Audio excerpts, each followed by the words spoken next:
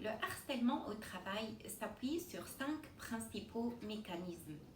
Le premier, c'est le contrôle. Le harceleur va contrôler les décisions, les actions, les relations de l'employé et même ses émotions jusqu'à ce que celui-ci perd sa confiance en lui. Le deuxième, c'est la domination. La victime doit comprendre que le pouvoir revient uniquement au harceleur. Le troisième, c'est l'isolement. La personne harcelée va se trouver seule. Elle est coupée de ses collègues, elle est coupée de tout soutien. Le quatrième, c'est la dévalorisation.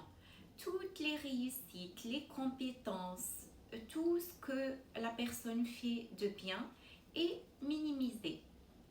Et à l'opposé, elle voit que des collègues moins compétents qu'elle sont valorisés et sont félicités. Donc petit à petit, elle continue à perdre sa confiance en elle. Et le cinquième mécanisme, c'est la culpabilité. Donc la victime doit se douter d'elle-même et penser que c'est elle-même qui est le problème. Le harceleur va veiller à ce que tout ce qu'elle vient raconter devient immédiatement sa responsabilité à elle.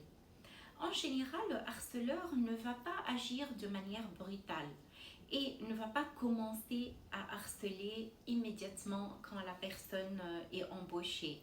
Ça se fait de manière très insidieuse et sur le long terme et de manière très répétée. C'est pour ça que la victime ne va pas se rendre compte immédiatement et parfois elle prend conscience qu'elle était harcelée au bout de plusieurs années. Et ce qui va se passer, c'est que la victime devient très anxieuse.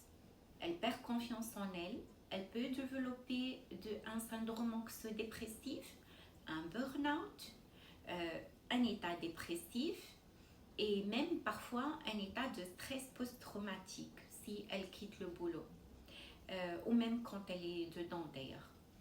Et sur le plan physique, elle peut développer une hypertension artérielle, des douleurs chroniques, des troubles du sommeil, beaucoup de symptômes, des troubles digestifs, beaucoup de symptômes psychosomatiques sont possibles et à l'extrême, ça peut être même le syndrome du cœur brisé.